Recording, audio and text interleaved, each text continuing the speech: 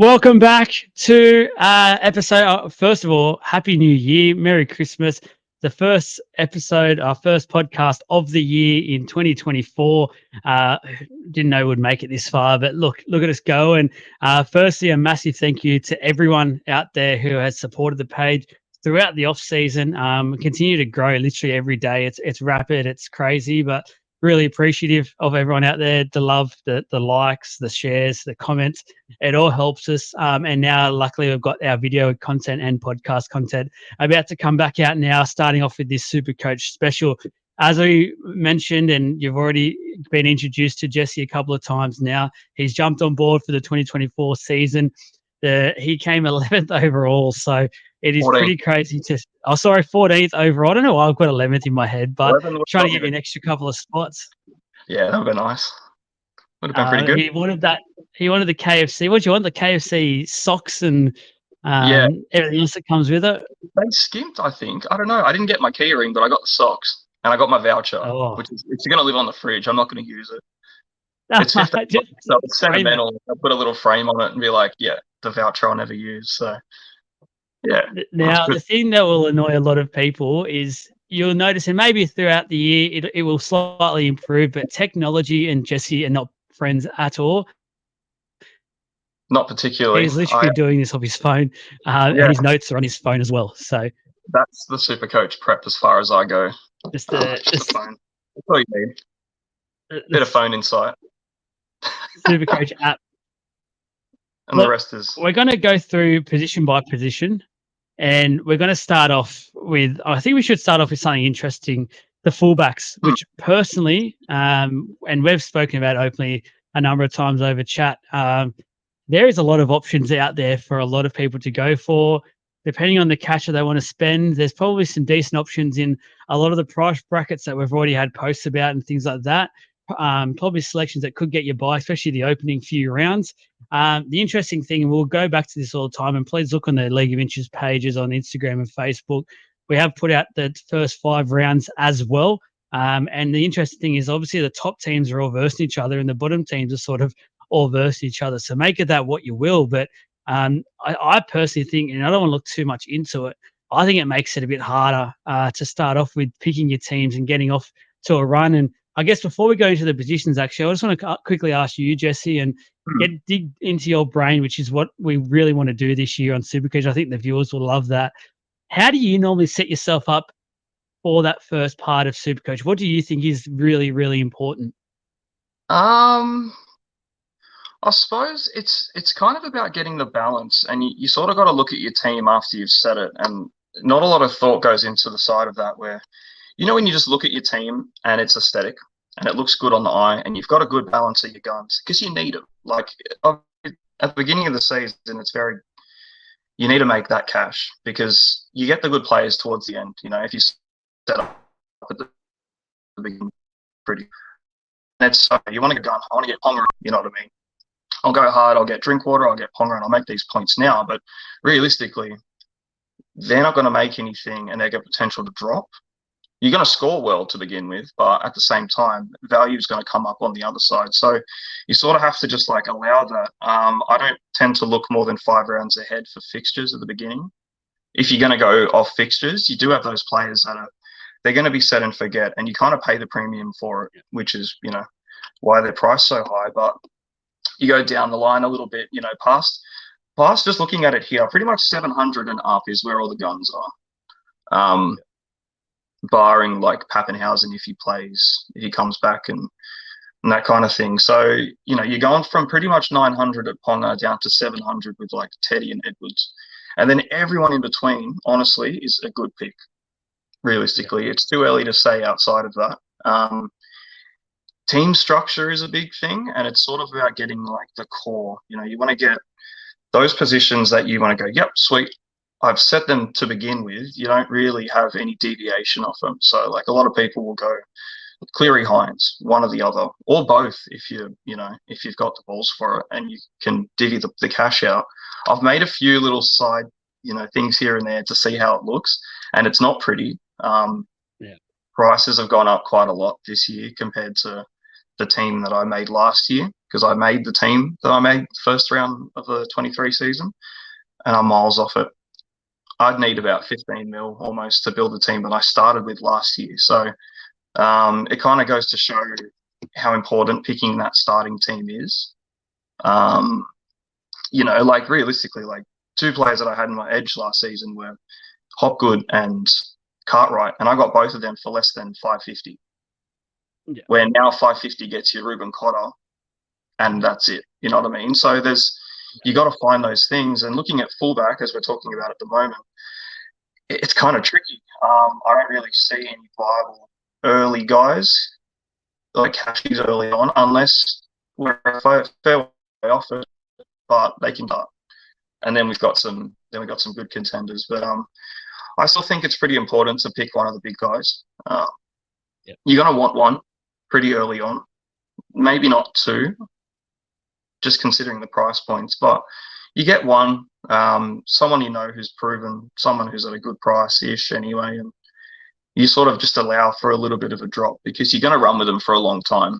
This fullback you pick now, realistically. So, yeah. Anyone you've got your eyes on kind of at the moment? Or? As you know, I'm not the expert whenever we do these Supercoach podcasts, but I feel like I've been playing the game long enough, starting to get an idea. And as I talk to you a lot more as well, you're starting to help me understand a lot when it comes to it. So look, guys, I'll give you a word of warning now.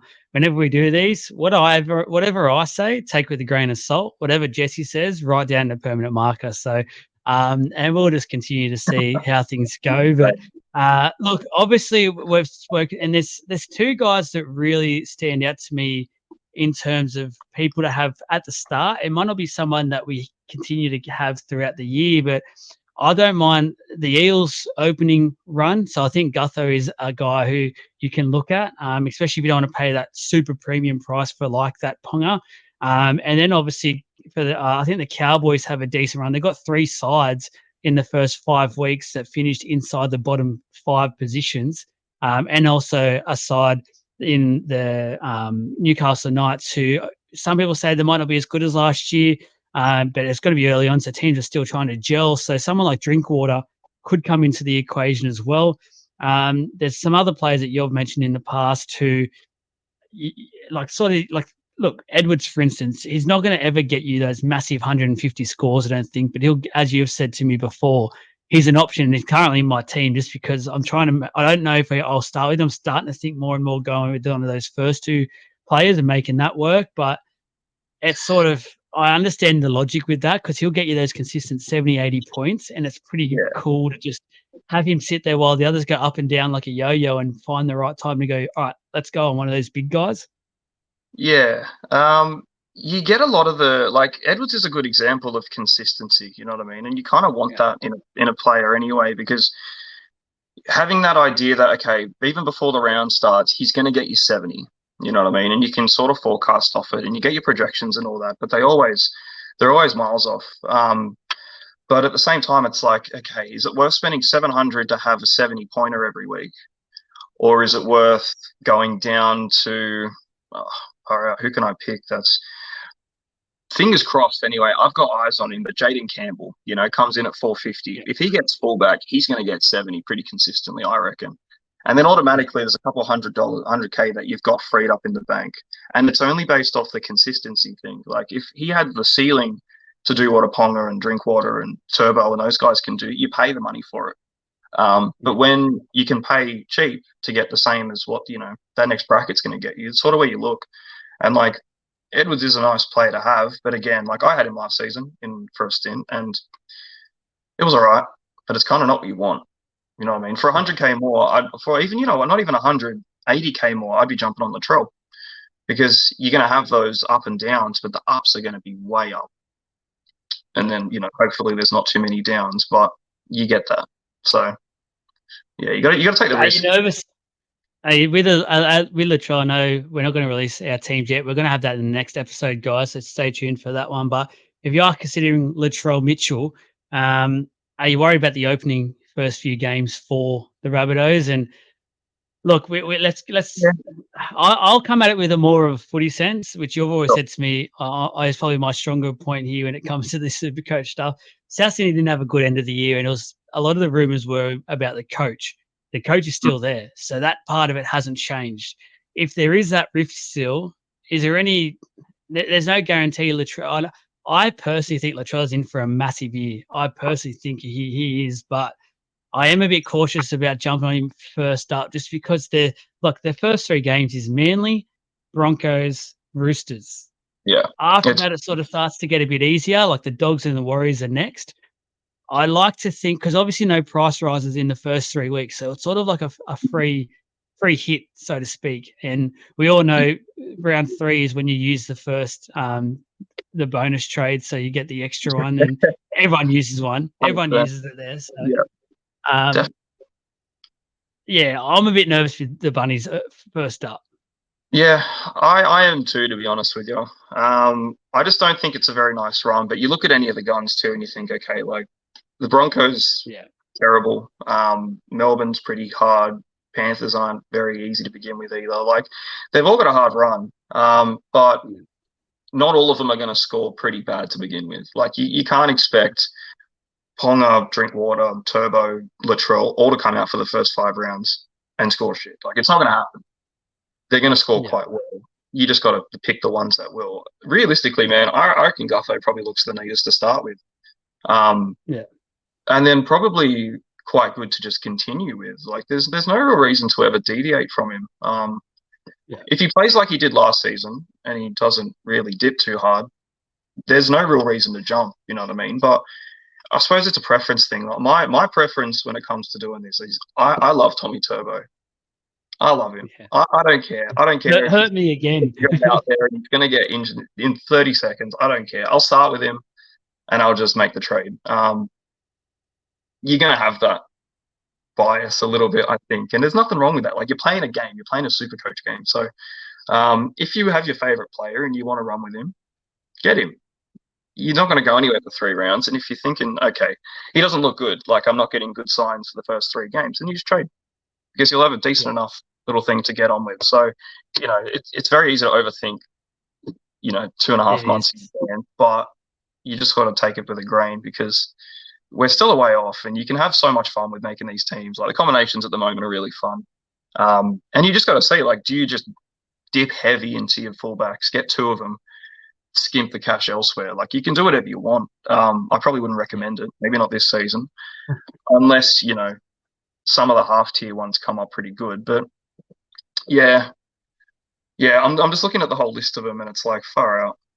Why are they so expensive? oh, before we move on positions, there is 2 players I want to talk a little bit more about, and we are on that injury comeback sort of scene just there, set with the Turbo mentioned. So I want to talk about the other big name who's obviously coming back, Ryan Pappenhausen. Yeah, I know a lot of people are looking at him. Personally, I want to know your thoughts with Pappenhausen because personally, I look at it and I was all for him to start with. When this first came out, this app in the team picker, he was literally the first one I chose. I go, I'm all over Pap. yeah. Second was Far Logo, but that's because I have a man crush on the kid. But Look, I can't blame honest, you. I can't blame you. I then on my second go, and you've seen how my team's looking at the moment, and I actually am pretty liking what I'm doing with that, but. I took him away and I looked at the draw. I just think I have a feeling Bellamy might not want to rush him too much. He'll name him. If he's fit, he'll name him. But I don't think we'll see what we're used to seeing from Pappenhausen, especially the first few weeks. And the good thing with the draw here for a Supercoach ownership point of view, first round's Penrith, second round's the Warriors, who I think is in for another great year.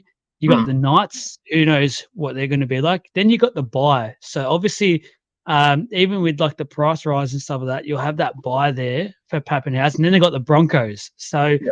I feel like there's almost a 5-week window really where you can just have a look at Pappenhausen and the Storm, who some people have question marks over for this year and just how they'll go. But you can just see how he does come back, and it gives you that 5 week to make sure he's over his injuries. He comes back and then he starts to become that player he was. Mm. I think so too. Like the Storm don't have an easy run to begin with, and the buy in round 4 I think doesn't help them. you can get away with not having any Storm players for the first 5-6 weeks, I reckon. Kind of like you. It's hard. Like the first 5 rounds are going to really determine what happens with Pap anyway, because I don't see him rushing back in straight off the bat. And even if he does come back in, I don't see him being the same player anymore. How can you be? You know what I mean? Like his leg just wrecked. His knee went, his ankle went. Like that. He's known for his explosive pace, man. Like it's gone. You'd have to think it's gone.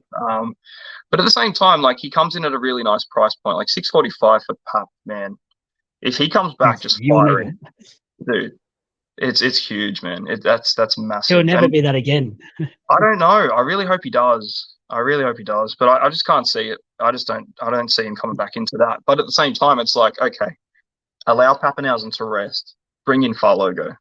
And then you are laughing because that guy is what, 340? And I reckon he can do what Pap can do, maybe more. Hines did it when he was out. Yeah. And he come through at nothing. He was cheap as well. So the Storm seems to just have this constant rotation of fullbacks that no matter what happens, you can slot in this new guy and he'll clean up for you. So you're either getting Pap at a discount or you're getting Farlogo for nothing. Who I think if that's the case, everyone's got to have him to begin with. Yeah. Even just to run the hype train, man, because it's worth it. You know, look at him. I mean, if the League of Interest fans will know we're massively on the hype train. I reckon I've made about 5 or 6 posts about the kid already. I absolutely love the bloke. So he's my main crush in 2024. There is no doubt about it. The last one I want to talk about the fullbacks and then move on. Caleb Ponga, and I think this is a conversation we're going to have pretty much regularly for every position on the premium guys. My thing about Ponga, I'm not going to be starting with it. I'll say that right now. I have no problems at all. Won't even think about naming him in my squad purely for the fact of, and I thought about this a lot in the car today driving around for work, and he was phenomenal at the back half of last year, and we very rarely see players who are in that purple patch of form continue it on the year after. Now, I'm not saying Ponga's a bad player at all. I think Ponga's one of the best players in the game. I just don't think he can get to that level or contain that level, especially early on. He might get back to it throughout the season, but I just think at the start of the year when it's really grindy, a lot of the games, a lot of those grindy defense first attitude sort of games, I can't see Ponga pulling in some of the numbers he had last year. And off the top of my head, I can't remember, but he was raking in a lot of like those high hundreds, and everyone was almost captain every week. For the price that you're going to be paying, you want that to come first game and continue. I just don't think you can get it yet. I think he will dip in a bit of price, and then you can go and maybe look around that Origin period, maybe once again after Origin, and then jump on. But early on, I won't be touching Ponga. Yeah, he is expensive. Again, is he going to keep that end of season form in the beginning of the new season? Probably not. You're right about like it's an arm wrestle, man. The first games are all scrappy. However it runs, the Knights don't have a bad run at the beginning. It's not perfect, but they start with the Raiders, and like I think if you're going to start with any team, you probably want the Raiders. They don't look very flash, in my opinion. I don't think they're going to go too well at all. I agree, and we'll get into like their little cashies and stuff too, because they've got great options depending on who gets picked in that team. There's about 4 of them that I can think of straight off the top of my head, but it's going to be one of those games where I think if Ponga comes out and scores 130, 40 points. People are going to straight away want to jump on him because they go, I should have started with Ponga. Like, of course, he's number 1 rated. He's going to be doing those things. And it might be a bit early to get onto that sort of thing. I think priority might not be get the most expensive fullback in the game to start with, unless you can afford it. It really just comes down to if you can afford it. Like last year, I started with Tedesco, and I think he was about 850. So looking at that, man, like I was happy to start with him. For 850, for 850 now gets you Drinkwater, and I much prefer him after last season. But then you find 40k to go to Ponga if you have to. It just depends on how you want to format the team realistically. But for his price, between the top 6 that you're going to get from like Latrell, Gutho, Walsh up, there's only about 90k difference between them, 100k, and that is Hines to Cleary almost. You know what I mean? So yeah. There's easy ways to make that happen. I've put teams with Ponga in it just to see, because same thing as well. When you start to structure the way that your team's laid out, when you look at the prices of certain players, if you were not sold on that player at the time and you think, should I want to jump off him and get onto someone else? If you've got a bunch of mid-tier players, you're making 2 trades. Yeah. You know what I mean? Like, you got to go him and him. You got to downgrade someone else to make that cash up somewhere. If you start with someone solid, especially in the fullback position, because it gives you the window to jump onto anyone. Yeah. Straight away. Yeah. You know, if you start your starting fullback is the Hammer at 600k, and then you're like, oh, Hammer's not doing anything. He's back in the centers or whatever's going on. You know, who knows? You really want to get Ponga, you're miles away. It's never going to happen. Not immediately anyway, unless you do a boost, and it's very early to waste one. So there's that idea to keep too. Early days, it's nice to have bulk in certain positions because you can just go down. But yeah, he is expensive. You do pay the extra for it. I really hope his concussion stuff's finished and that sort of black cloud over him is gone properly now. Because that was the only thing that ever really stopped me from wanting to have Ponga all the time, was because you just cop a knock and then he's all over. Same as Turbo, you know what I mean? Turbo cops a knock and he's all over too. But when they're on, they're on. So yeah, worth the coin. You probably got better ways to spend it, I think. So I agree. Let's move on to another position, center wing. And just quickly, I forgot to mention at the start of the chat as well, guys. We're trying to make this sort of like a pub style chat as well.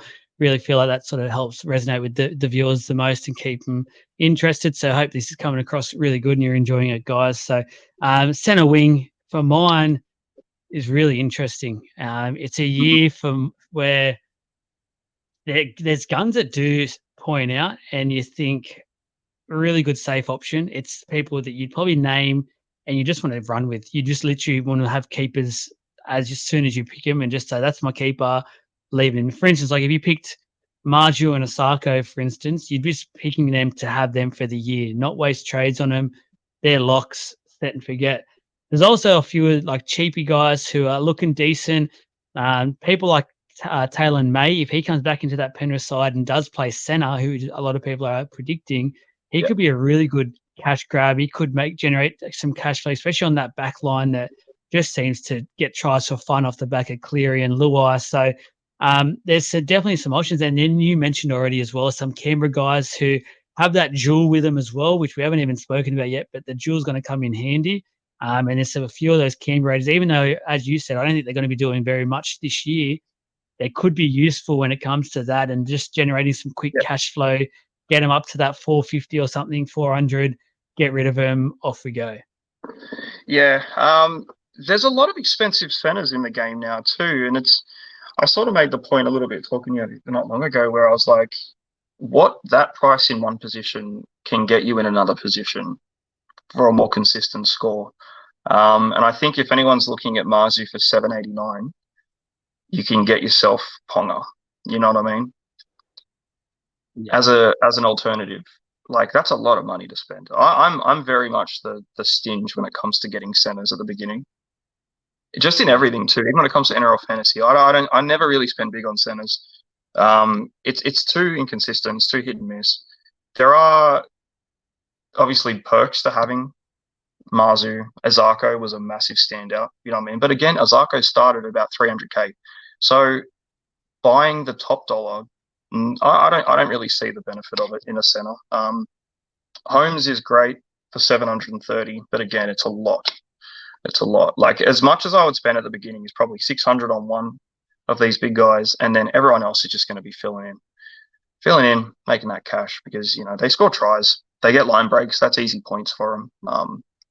You sort of start off with a bit of inconsistency, but they do rise in price pretty quickly. I found with these good centers, like if anyone's going to sort of get a big score out of nowhere where you didn't expect it, you're going to get it from them.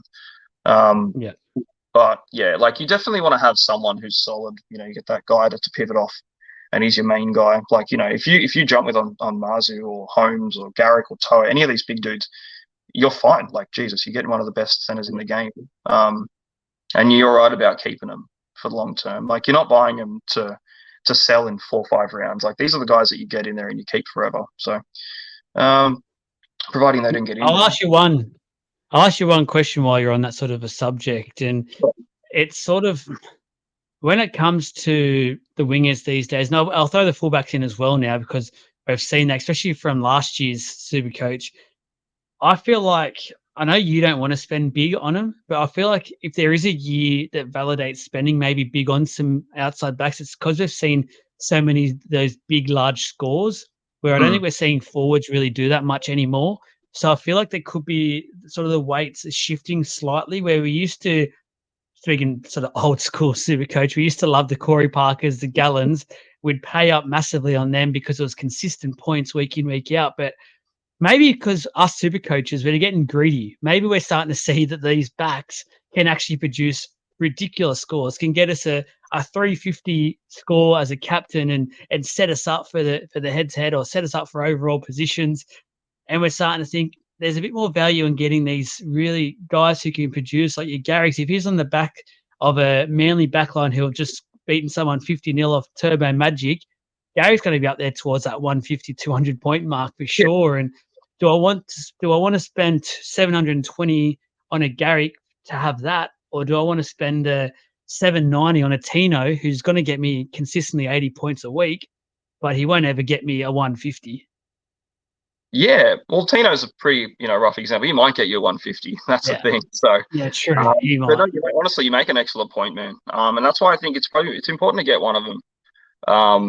I personally, I probably wouldn't I wouldn't build a team out of my centers and just run all my cash through them. But no, honestly, you make the perfect point. Like they do, and I'm a fan of like those explosive wingers. You know what I mean? Like you can get them for quite low. Like Alex Johnson, 960. Oh, sorry, 965, 596. Dyslexic brain. I like AJ, man. I love him. I reckon you're going to get 20 tries a season out of him, and he's going to get those games where he scores 80, 90 consistently, and it's a good price. I don't think it's too bad, realistically, man, considering who's around him. Like, Philip Sammy's right underneath him, and I'm like, I wouldn't see that normally. Which is sort of where I'm like, that's kind of where you can go down the line and look at the value, you know what I mean? Like, I'm just going down a little bit here. There's a few around that 500, but again, they're those players that are going to hit and miss for you. I'll ask you a question that's come in by a few. We're around that 500 mark. So RTS, Roger Tuivasa-Sheck's obviously come back into the game. Center wing only. There's no fullback option there for him yet. We'll see what happens. But 539K, 600 as well, a little bit there. But personally, and I've had a few people message the page already, a lot of the Wars Up motions are already kicking. And they're all over it. They're going, yep, RTS. I'm not. I want to wait. I'm going to see what happens. I think the Warriors, as I said, are going to have a great year. But early on, I just want to hold off to let RTS do his thing and just see what his role is going to be. If him and Chance is going to alternate maybe fullback roles, or if it's going to be strictly a center role for a while. I just want to wait and see with the RTS. Yeah, so do I. He's a few years older now than when he left. He didn't leave lighting the world on fire either. So, not to say that he's not going to come back and kill it. Like, he'll probably have a few good ones here. My hope is that he goes back to fullback, and I think it's probably one of those inevitabilities that Shans unfortunately gets knocked out. So, or he cops a head knock. It's something. It's just happened too many times for him. Unfortunately, if anyone's going to go back, unfortunately, exactly. But if anyone's going to go to fullback, it would have to be Sheck. Like, you have to think Tuivasa-Sheck goes to fullback, and then I think everyone's just going to get the nostalgia out of it and want to get on him, because by then, I reckon he goes down in price, to be honest, to begin with. I don't see him holding that. There's a few around the 500 mark. Like, you look at Jack Whiten. I've never been a massive Jack Whiten guy, but he could do quite well in that Rabbits team at centre, depending how he plays. Katoni Staggs, I wouldn't probably touch any of the Broncos centers for the first 5 rounds anyway, but when you look at who he's compared around for the price, he doesn't look bad. But again, like, it just really does depend on where he is. If he goes to fullback and the Warriors just keep doing what they were doing last season, I think he could be really fun to have. Yeah, I agree. I'm just continually going down here, and Look, I do want to quickly bring up. I've already sort of touched on Taylor and May, and I know you echo those thoughts because I've pretty much have said what you've told me. So I sound like the professional for once. So Yeah, sorry about that, brother. that's good. But I've gone out a bit further. There's there's three players in a row that I want to touch on quickly, and that's Xavier Savage for the Raiders. If he Yeah. gets the fullback spot, I feel like he's almost a must have if you can get that fullback spot at the Raiders. Hmm. Only 350K, so all it takes is a couple of those attacking stats, and he'll go straight up in value, and he'll just be sitting there. It'd be like going straight to the bank saying, "Give me $100 bills, please." Bronson Sherry is an interesting one. Obviously, the Bulldogs centre been out of the game from that drug incident for a number of years. Come Hmm. back, we've all seen the off-season stuff. He's apparently fit as a fiddle, quick as. We all know that doesn't mean much when it comes to NRL football. They can quickly Bring them get down. shut up. Yeah, basically shut up straight away. Yeah. Personally, I'm not touching Bulldogs players to start with. I've told you that already. Mhm. Maybe there might be one or something just if it works for a price, like maybe a young gun like a Hughes in the front row or something. But personally, for me, to start off with, just because I think everyone's been burnt by Dogs players in the past. I know there's a few players we would talk about coming up in other positions that are starting quite cheap.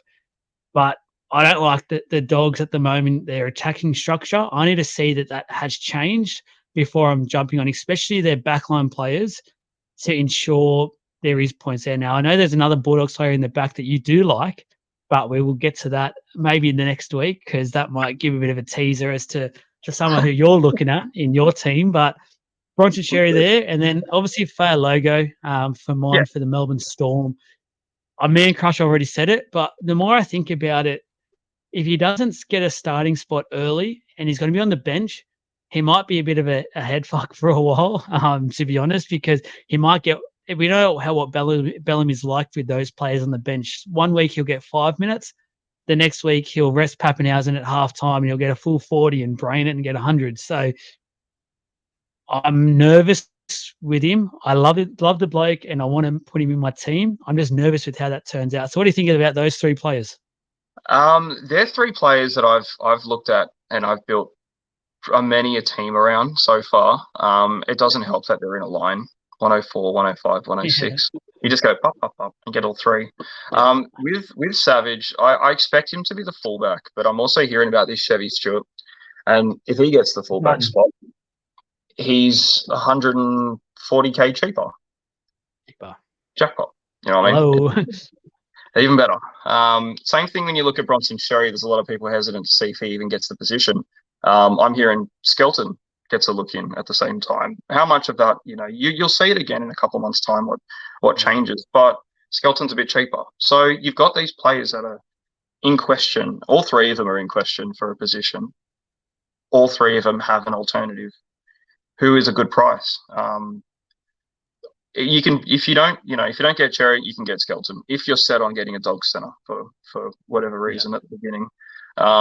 With Farlogo, if he doesn't, I think he's going to be a headache, man.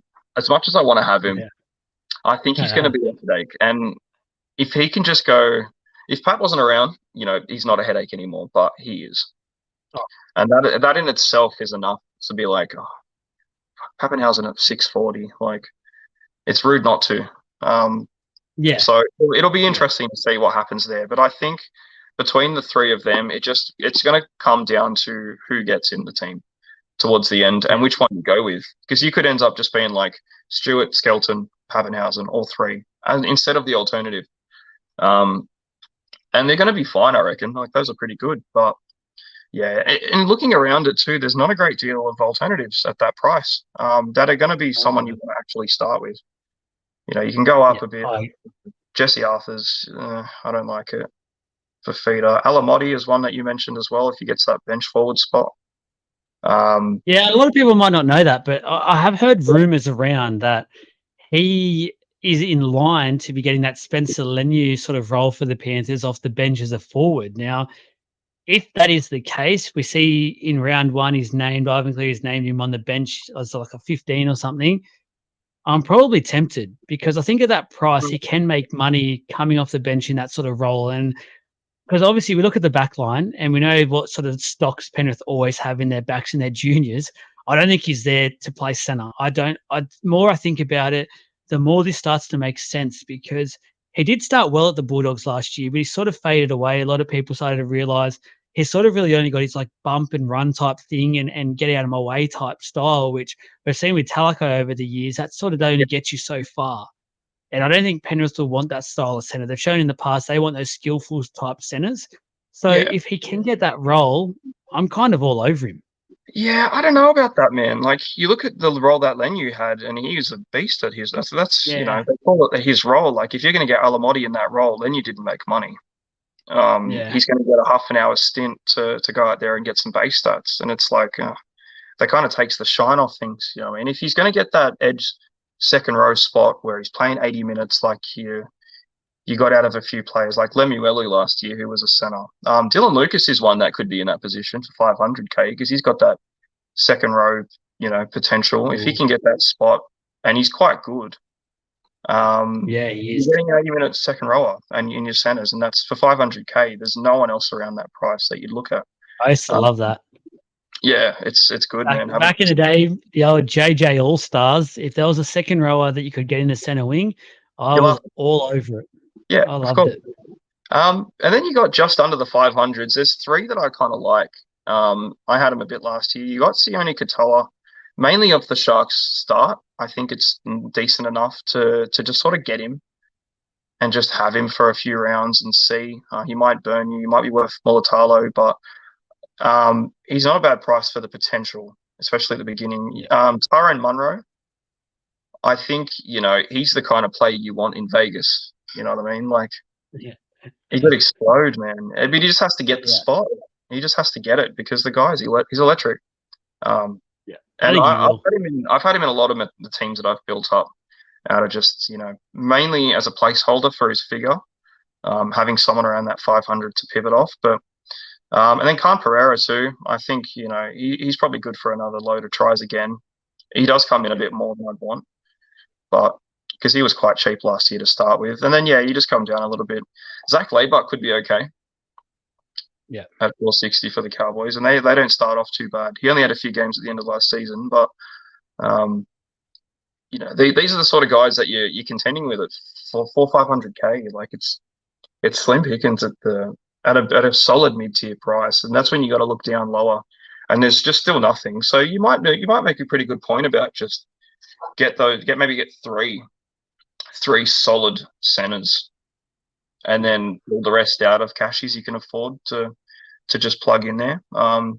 Because the divide for someone quite good is pretty high off the mark. So 600 and up is where all the good stuff starts happening, I think. But yeah, we do have to move on from this position, but I will just we want to quickly mention a couple of the cheapies that you can get who look like they could be some value, and we did this in our post. And first one was sort of Jed Cartwright. We did mention that if he can get that edge spot now, I don't think he'll have the edge spot all season, but I know there's a few players around in the Knights, and they've got some new recruits and stuff as well. But I feel like he might be getting it early on, just to be a sort of maintain that position, that player that's sort of steady. They know what they're going to get from him. If he can land that starting edge spot, I think he's almost a must-have to start with, and just gets you some quick cash flow. And look, if he doesn't start, then obviously it's easy to change your team around before obviously once the team lists get listed. Harley Smith Shields for the Titans starts at 238k, who if he can somehow get a wing spot, there's obviously Fafita there. And as you said, Olivia Campiera as well. So I don't think he will start, but if he can somehow, if there's an injury or something, he'll definitely come into play as well. And the last one I like the look of, was one of the first in my team, was Ethan Strange, who will be, for mine, a lot of people are talking about maybe 5'8". We'll talk about the player I think we'll get in that 5'8" spot in the next position. But I like him for the centre role. I think he might be the Jared Croker's position and be that centre moving forward for the Raiders. He's young. They have a lot of good young talent, which we mentioned already. And if he can start, he's almost one of those players I'll leave there for probably half the year to generate that cash flow, keep it going. And then just around probably after Origin is when I'll look to go, all right, he's hit his ceiling. Let's go somewhere else and go for the run home. Yeah, Strange is pretty much, I've had him in every team I've made. And it's going to be one of those things. I think he's been compared to Well, he's been likened to Weeks if he's going to go for that 5'8" spot. And then it's like, you have one or the other. And I think you can't just dive in and have three of those Raider centers or those cheapies, because they're all at the Raiders this year. It looks like there's four of them and they're all there. So really, there might only be two spots for these four guys, and you just got to make sure you get the right ones. Smith Shields is a good one. And they're like 238's a beautiful price to get anyone at, because you don't have to worry about anything. You're not losing anything. You can only go up. Jed Cartwright, if he does get that edge spot, you got to get him in. You can't afford not to. It's just too much opportunity for the price tag. I see Ken Mamalo sitting there at 274 with nothing, and I think, oh, okay. What's happened to Ken? Yeah, where is he been? I'm down for that, but yeah, I don't know. There's not a great deal, man. The ones you mentioned are pretty much the ones that you would have on your cheats list, I reckon. And then Kay Lero as well. I hear so much talk about this guy. He's 219. He's even cheaper than the others. And Mpapalangi as well for the Knights, potentially taking Dom Young's spot. So a lot of movement's going to change. I think there's going to be wholesale changes in the last couple of weeks leading up to the first round. But you've got, 4 or 5 guys there that if they do themselves in and get themselves a starting spot, or even, just get close to it, they're going to be good because they're just cheap. Yeah, definitely. Cheap, and they can play. I agree. Look for. Let's move on to the 5'8" position, which will probably be our quickest one, I think, or maybe just behind hooker, actually, which I think will be probably the easiest one to do. Yep. But 5'8", for mine, it introduces us to what I think is the first lock of my Supercoach team, and someone who I'll just have in there to start with, and is the first premium guy I'm paying for, actually, is Dylan Brown, who I think is just an absolute certainty. I think you've got to start with him. What are your thoughts on Dill Brown? I think 2024, he's got a lot to owe Parramatta for. Obviously, he played up a bit in the 2023 season and cost the side. I just think he's the set and forget in that position, and hopefully he doesn't get injured. But if obviously that was to happen, is the only reason why I'd be getting rid of him.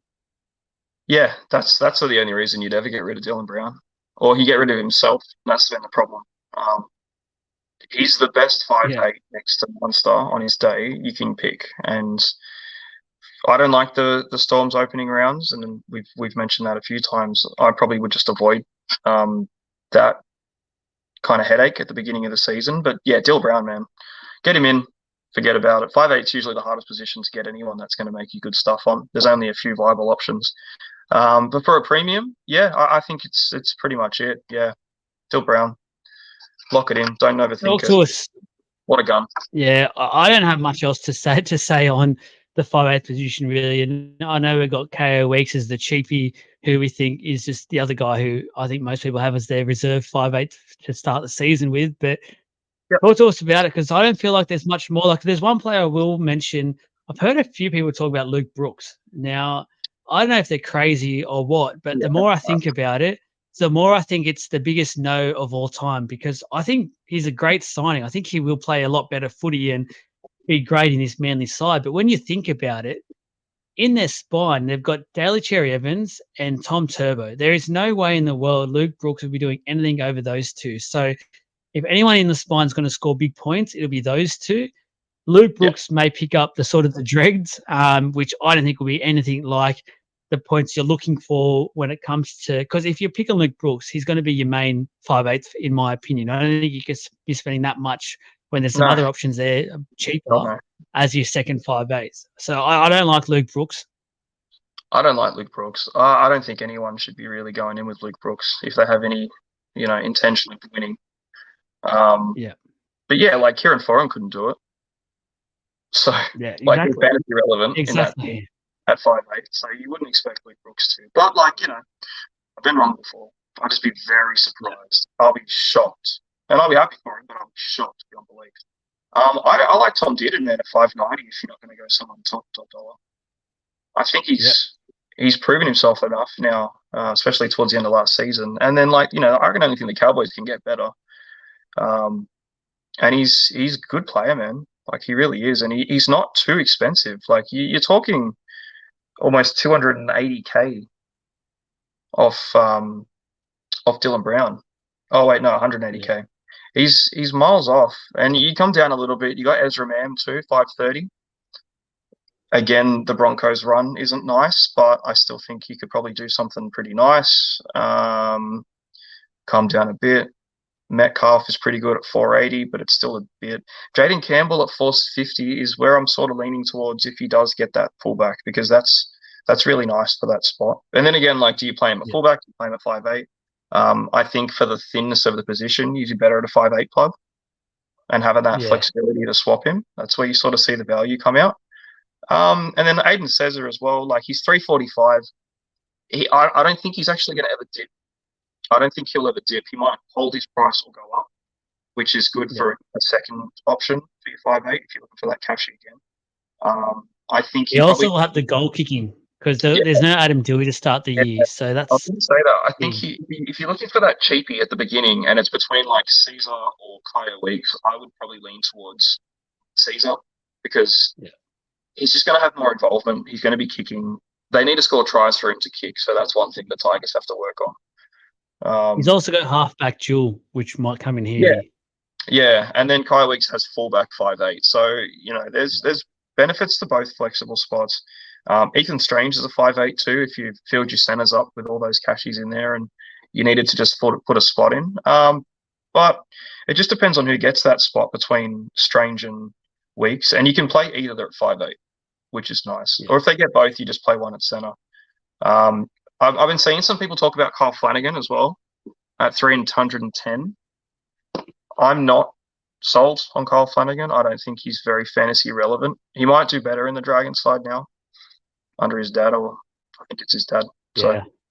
But the worrying thing for him was, I think before Volkman signed, there was probably a reason to get him on board and go, you know what, Flanagan might score all right, especially to start with, get me some cash and move on. But I just think there's a reason they've got Volkman, because Volkman's actually a pretty good player. Like, he hadn't got much of a run at the Warriors because he was behind such quality and such depth in that position. But at the Dragons, there really isn't much there at all now that they've lost a few of their players as well in the off season. So, if you're thinking about Flanagan, thinking it's a good option, I'd probably think you should second guess that. Yeah, I think that's probably the best case around it. Really, it's kind of an easy one. If you just go premium Dylan Brown, cheapy Caesar, you know what I mean? You can get away with doing that. Or if you just wanted to finish a fallback. Hey? With Dearden as a possible fallback if you don't want to spend the fallback if you need to cash down into something. Like, I think he's a pretty good option at that price. I had Matt Burton last year, I'm pretty sure, around the beginning, and I just got burnt by him, so I probably won't do that again. For the beginning of the season, for the run, the fixtures, the price, Dearden's a good option. I really think that. But again, if Campbell gets the fullback, definitely lock him in. Jaden Sullivan too for the Tigers, one or the other.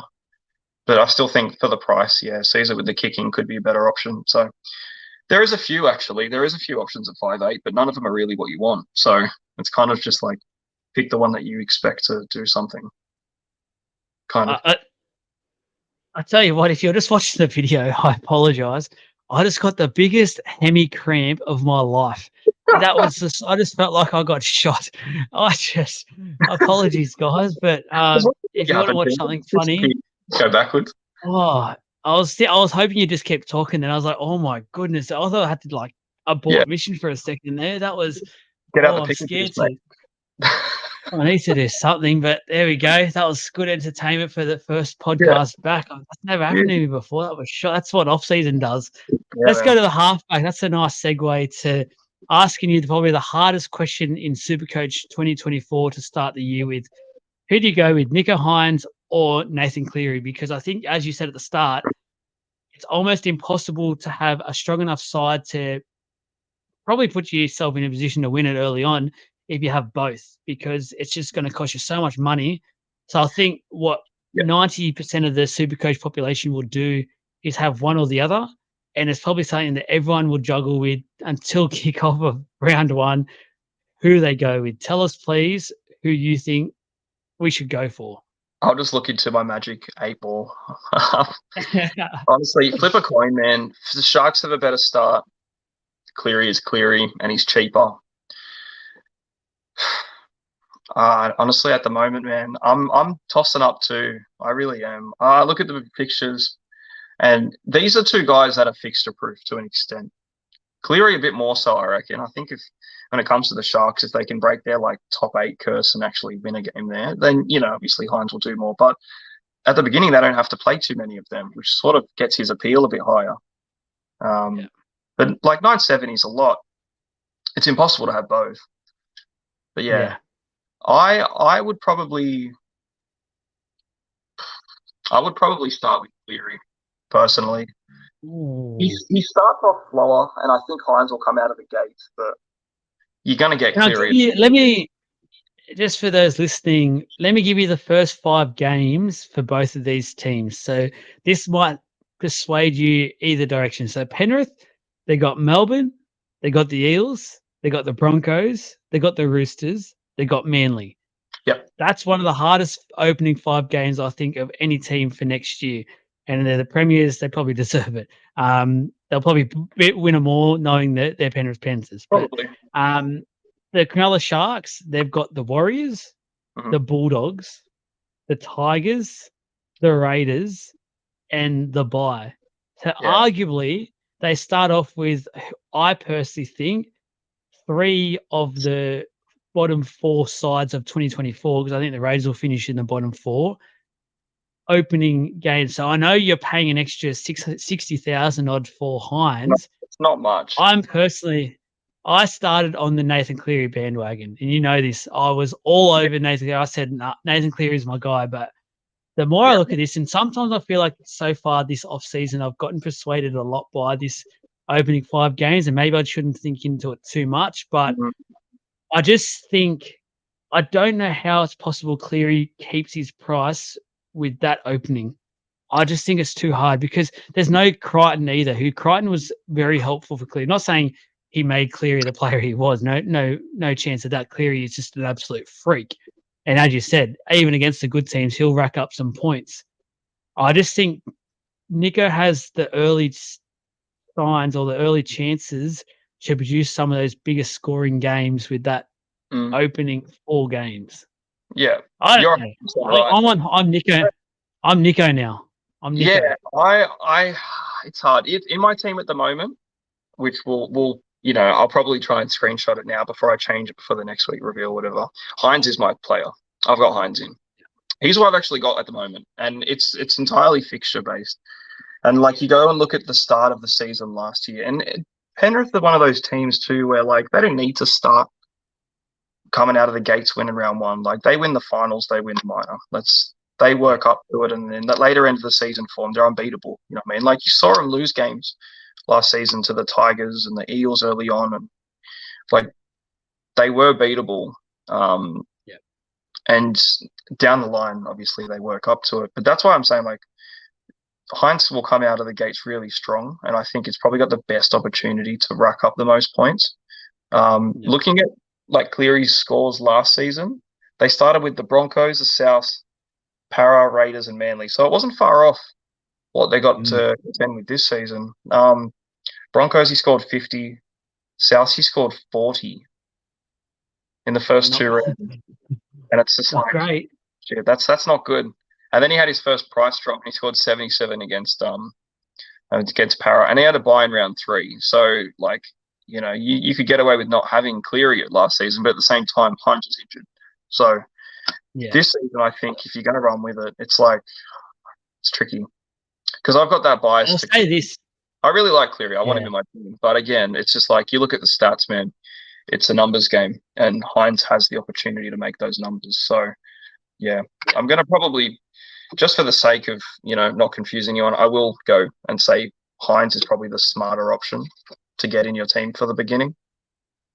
I reckon this might seem crazy, but I'll say this to end this debate on these two and move on from it. If you're going to start with Nathan Cleary, you're setting and forgetting with Nathan Cleary. So no matter what happens, you're naming him and you're keeping him for the full 25 weeks, and you're holding him. That's it, done.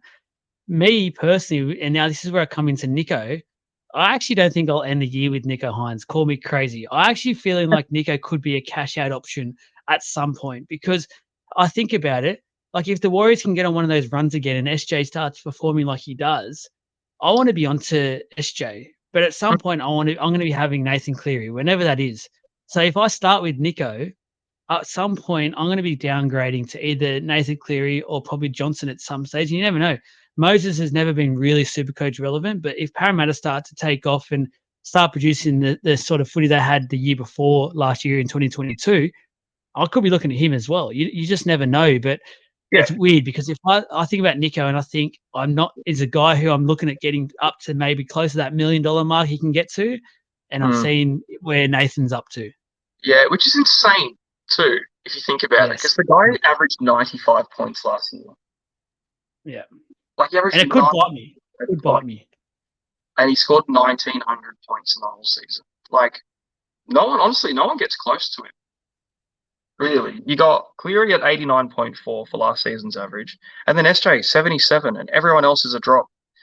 And you're talking about like, oh, I'll move off this guy who averages nearly 100 points a game. And it's insane, isn't it? You think about it. And I don't know what it is. I don't know what it is about him, but you do think that at some point. Like, I'd imagine there's probably people that'll go, I'll start with Hines. I'll ride through the opening fixtures while it looks fresh for him. I'll pretty much wait until, was it Penrith that had that bye in round 4? Last year, yeah. Oh, no, this year. Sorry, no, this year. The Storm have the bye in round 4. Right. When do Penrith have their first bye? Oh, I think it's middle. It's around that round sort of 7-8 mark, I think. Yeah, well, that's the thing. Like, you can probably just go, well, Cleary will probably lose money at the beginning. Hines will probably lose too, to be honest, because it's a very high price tag to take. But price tag to hold there. But he might even hold it. You know what I mean? If he scores 90s, he'll hold that price.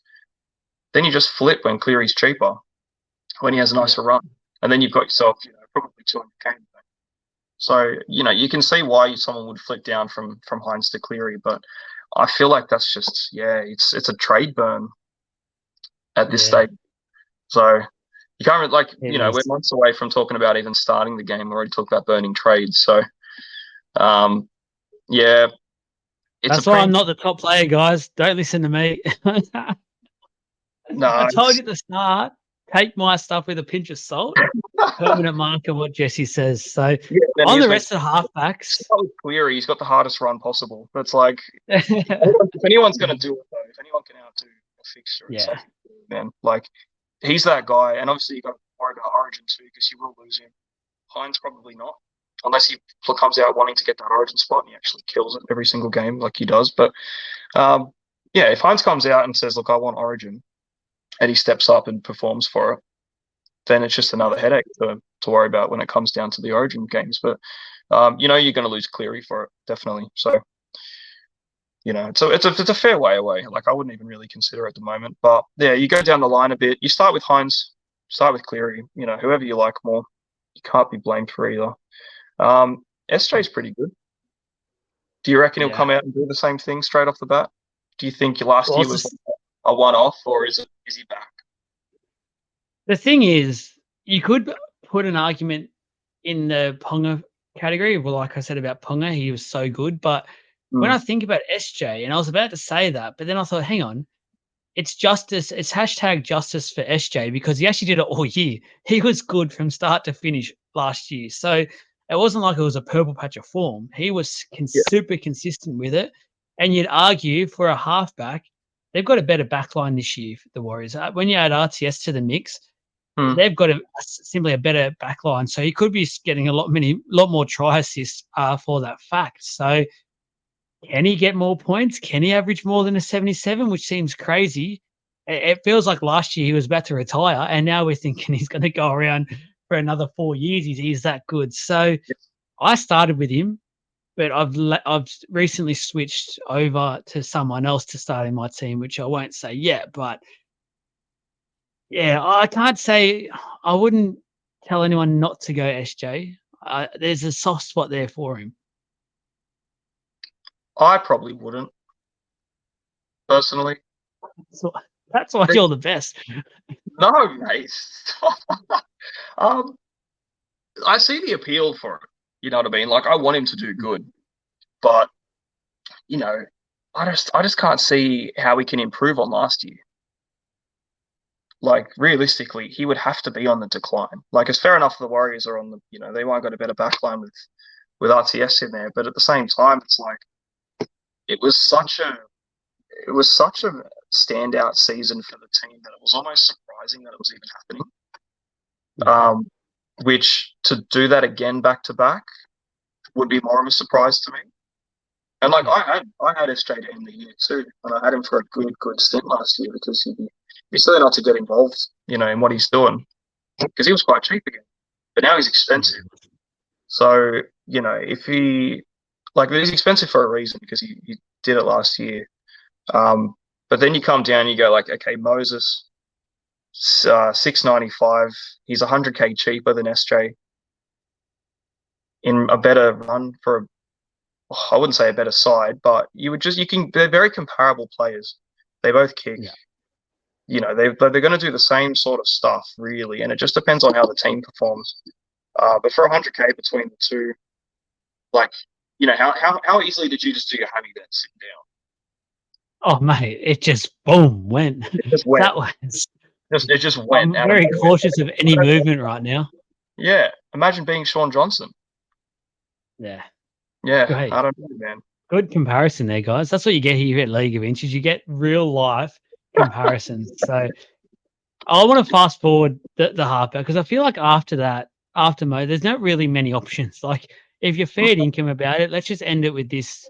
You need to have at least Cleary or Hines and then someone else. Like you just had to have one of them to start with, realistically.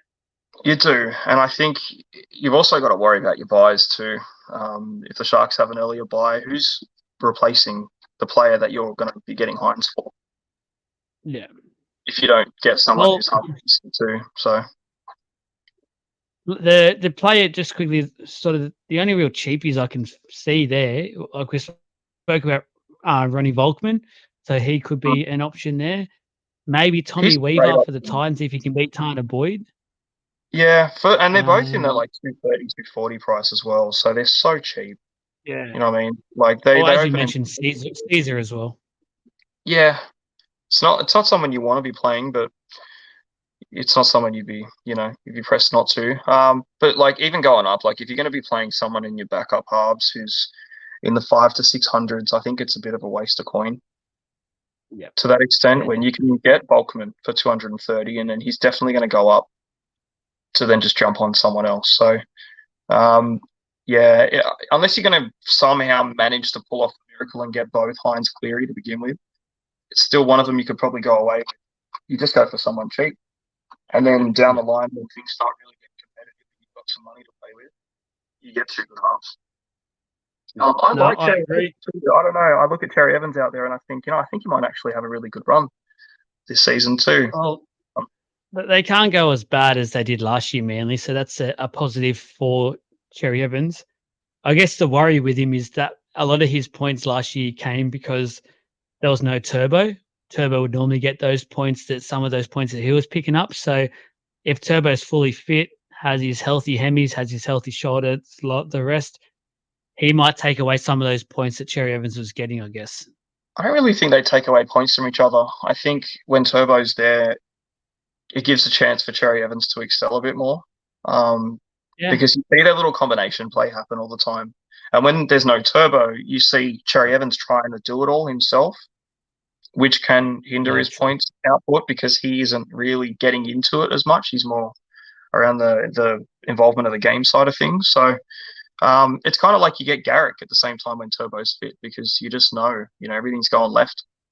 He's going to kick all those points. So in a fully fit team, those three are always great options for anyone. But I reckon a team with Turbo benefits Cherry Evans' points. So it might take away the direct tries off him.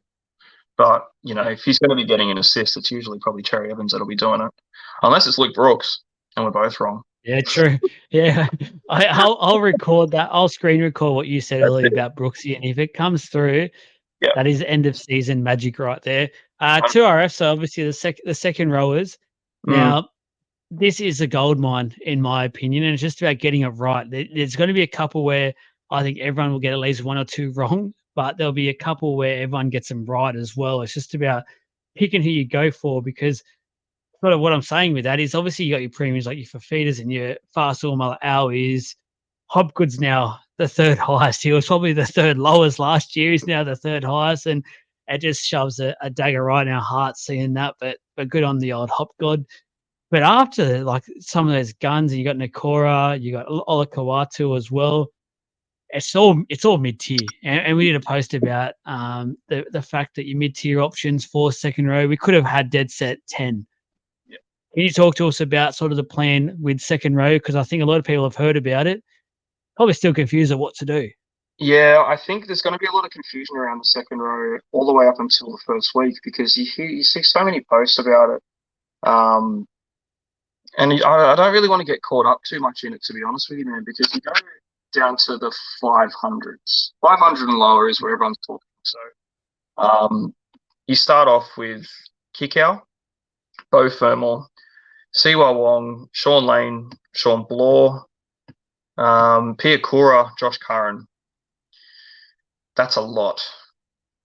That's a lot of options to be sitting there between 420 and 470. So you've only got 6 spots, and do you want to fill it with that? Fair enough. You know, if you do, you do. I don't know what I'm going to do yet, because I don't want to get caught up in all that. You know, like you go through the line. Kikau injured a lot last season and very, very inconsistent. Bit of a trap most of the time when it comes to fantasy. Both who I've got in my team at the moment, coming off I think it was ACL. He's great. Fafita's probably not going to start. I think Fermor goes straight back in. He's killing apparently all of the fitness tests and all of that going on there too. I think he's doing quite well. So he's a really good one at that higher end. But you know, coming off an injury, so there's 2 uncertain. Siwa Wong, great player. Is he going to start? If he does, definitely get him in. If he doesn't, he's in that rotation with the other 10 listers. So there's another one. Sean Lane, same position, a lot of injuries. Does he take the edge spot back? I don't know.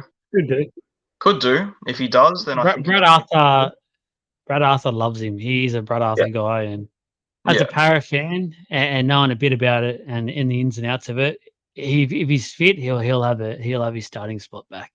Yeah, and then for 446, man, the guy's pretty much up there. Must. He's a must, man, at that price. So if you can, when he's on, you can compare him to that with like other too, and those sort of guys. When he's firing, because he had that, I think it was 2 years ago, man. He was just blitzing it, like he was going nuts. Obviously last year didn't help, but it made him quite cheap, which helps everyone else. So if Sam Blore gets that move to the Storm, depends. I haven't really seen enough of him ever consistently to consider getting him in for 450, but I hear a lot of people interested in that. And then Pia Kura again at 426. Had those games last year. It wasn't outstanding. When he did start and played 80, I think he just did a job and tipped away, but K-Paul didn't excel too much in that position. So good player to get in there. Someone that you probably know is going to get the spot pretty well, and you don't have to think too hard about it, and he's at a good price. So I think he's a good one. He's in my team at the moment. He's going to be in a lot of teams leading up to the game. Yeah. Aaron is, I think, a lot of people's first pick when it comes to that second spot, because everyone was just talking about it before the app even refreshed. Josh Curran getting in, Josh Curran. So if he goes to the lock spot, I think he's probably a good option to get in there. But I have a feeling Kurt Mann is going to make it harder for him than a lot of people think. Yeah. Really. I think like Mann's a bit cheaper, and I don't see any attention going towards him. And I don't know, I just have a feeling like he's a good utility man. Like he can do anything, he can play anywhere. We'll just have to see how the Dogs go, because they're a very notorious team for dropping that spot. Like that lock rotation spot is always changing. Like we bring in someone, was it Harrison Edwards, had a few good games last year. Everyone jumped on him. He was gone. Sutton. Like, there's always a few. So I don't think it'll be one of those, he'll get in there and he'll just own the spot all season. I think it's going to be a bit of a headache. And that's why I'm trying not to get caught too much up in that bracket, because there is so many good looking options.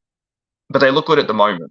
And I just don't know how good they're going to look. And if I'm building the core of my team with 6 players like that, it's very, very hard to change anything without having to reset the whole team. Which I mentioned before when it comes to that fullback spot, if you get someone who's expensive, who you know is going to be doing the job for you, and they don't really, and you're not really 100% sold, it's very easy to change.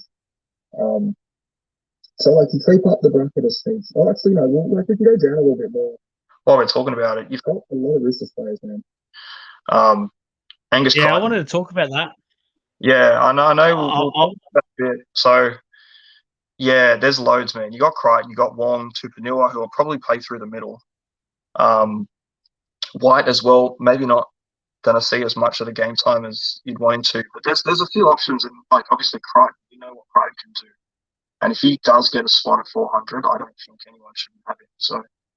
No, he's a must. If he starts, gets that spot, he's the must. And that's interesting with the Roosters. I feel like everyone has to have at least one of these Roosters forwards in their team. It's just going to be about getting the right one, because there could be a lot of changeovers. There could be a lot of switching around, and a bench forward one week moves into a starter the next week and then goes back to the bench. We just don't know what Robbo's going to do, but if you can pick that, because I know one thing for sure, there'll be at least one back rower that plays 80 minutes week in, week out, and you've just got to make sure you predict that right guy, because the hard thing was Crichton last year spent a bit of time in the middle. So is that going to continue? Is he going to be like an edge and into the middle? If that does continue, that's not necessarily saying he's a no-go. If anything, that might help him get a bit more of that base stats. So you could be looking at going, you know what, Crichton is definitely someone to look at, but you need to make sure whoever you're getting is getting at least 70 odd minutes, I feel, to make it worthwhile to get.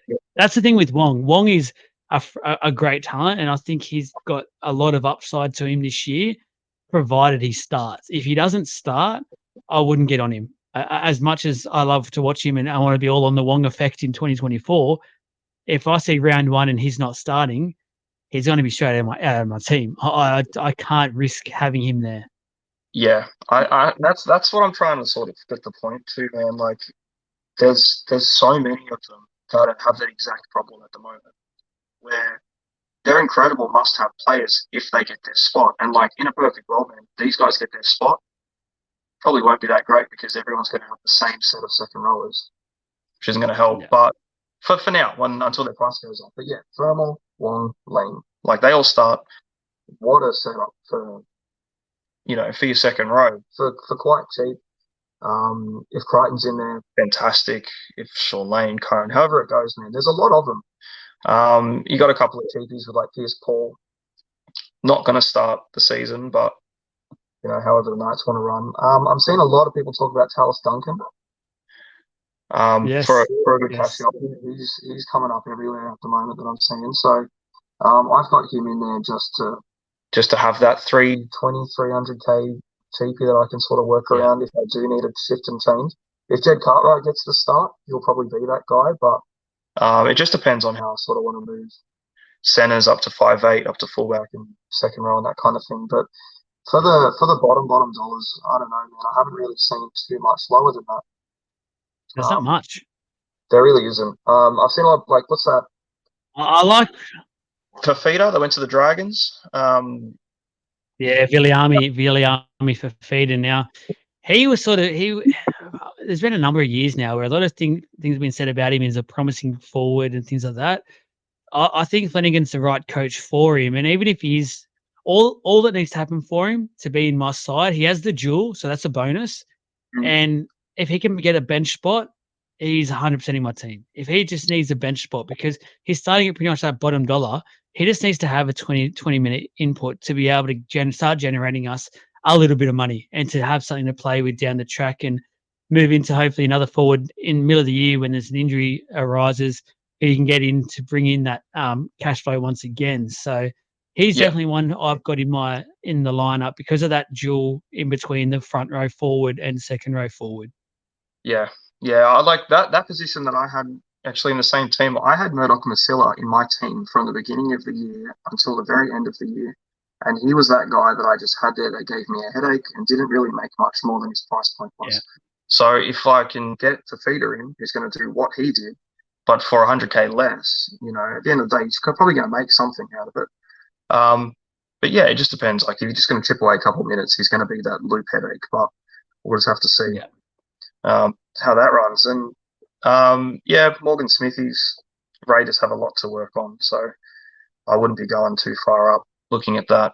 But yeah, like you go up a smidge when you start looking from that mid-tier bracket, just go a little bit higher. And there's some decent players, man. Like there's some good guys up there if you want to spend a bit more. Ruben Cotter's 540. I don't mind Ruben Cotter. I don't think it's too exciting of a pick. I think it's very meat potatoes. But he probably has more attacking upside than the ones around him. Leilua's there too, but I think Lukey's probably going to give him a bit of a run. So Jackson Ford, not bad, but again, it's hard when you know how much you paid for him last year and you see his price and go, oh, I wouldn't. Isaiah Papali'i, 568, has stood out to me since I first. You like this? I really do. And I don't. It's hard. The Tigers don't scare you? They do. That's why I'm a bit hesitant on him. Because he's a beast, man. Like he's a weapon, and he's at a really good price now. So there's a temptation is real. And then it just sort of gets dearer and dearer as you go up for a bit more. Tom Gilbert at 600. I like that. I just looked at him.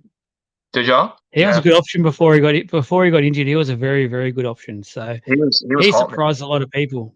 He's the fittest at the Dolphins. Yeah. I was going to say, and he's the leader. I know they've got Bromwich in that there, but for mine, I feel like he's the actual on-field leader. He's the player that is that rep quality player, and he just went to another level last year. So it's a shame they have an early bye. If that's enough for you to sway off him. Yeah, it's the round 3. Yeah. It's the round 3 bye as well, which I know a lot of people get icky about because it's the first price rise. So it's a hard week to want to have someone on there, which is half the reason, you sort of can go against it. But I don't think you'll be in a lot of teams. No. Pretty small sample size. Early pod. Yeah, early pod before the teams have even been made. I like him. Okay. I really do. I've had him in a couple of things that I've built up together. If I don't start with him, I can't imagine I'll go too far off not getting him anyway. If it's going to be an early trade, probably after the bye. But no, good price for him. Even Teague Wilton too at 610. I don't mind that. Yes. The 600s have a night. Like there's more certainty around this. Again, you pay 100K more, 150 at some points than the rest of them, but. With the uncertainty in the second row spot, I think you need these guys at the moment just to work a way down. You can get yourself a Gilbert or a Cameron Murray at 640. That's one I've been on pretty early too. Things don't go well. Tom Gilbert has his bye. Angus Crichton starting every game. Shit, there's 200K straight away. You know what I mean? So, just you've got cards to play. It's quite easy to do it, especially at the beginning. Again, have to see how everything sort of unfolds. But too many second rowers this year, man. It's confusing now. For those listening and starting to sweat a bit because you're in my shoes as well. He mentions you need to have one of these higher, at least one or two of these higher price players. The highest player I currently have in my team in the second row position is 462K. So I've gone the opposite of what Jess has told us to do. But look, they've still got time to work this out, guys. And I know this position especially is one I've listened to quite a few podcasts, talking to a few of the creators and stuff as well. It is the position where this year it seems like there's always a position where there's a risk taken and you feel comfortable. The one thing I know, the final thing I'll probably say on this position before we scare too many people is it's probably one that majority of players will go this route of going to cheaper sort of mid-tier prices. So if you are going to go it, you're not going to get left too far behind in the pack, so to speak. But if you want to go ahead, then you've got to take up what you're saying. You're to go those one or two very steady set players who will get you the 100+ sort of point range in that second row forwards. So players like you for feeders, we're not saying don't go for them, go for it if you want. No, for sure. You could set yourself up and be way ahead of the pack. You never know. But with Fafita, be careful. He's getting surgery at the moment. He's not fully back training yet, and it might take him some time. He might not even start round one. You don't know what's going to happen there. But there's definitely, and I think we could even go back and do another podcast just strictly on 2RFs in the next couple of weeks, because there's so much talking points. We kind of have to, I feel like. There's so many options. But there's a lot. Yeah, there is a lot of options. And you don't even need to spend 800, man. You don't need to spend 750 on Hopgood. I think, again, don't take it lightly, but it's hard. It's very hard to fit one or two 600k second rowers in. But what it can do for you in the long term, I think, could be quite valuable. But even just one, even one, because you're going to have a lot of teams doing exactly what we spoke about just then, exactly how your team looks right now. Mine's not far off, to be honest with you, man. I've got at the moment my two higher expensive ones. Yeah, Papali'i, 570, and then it drops down to Fermor. So, but I'm still give too many teasers away.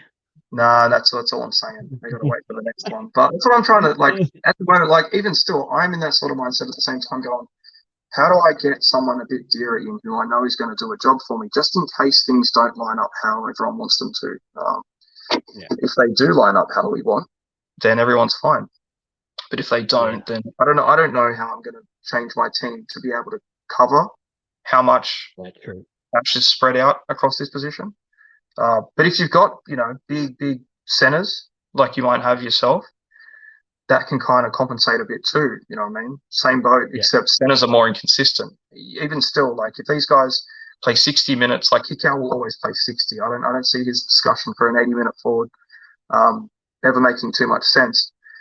He's probably not going to do as much for 460 as you're going to get at a center doing anyway at that same price. So, it's tricky. We'll probably have to do something individually about the second rowers, I think, because of how much there is. Yeah. And as the time goes on, a bit more trials and more people talk about this and that, you probably start to refine a bit. I think a few of these guys might sort of whittle down.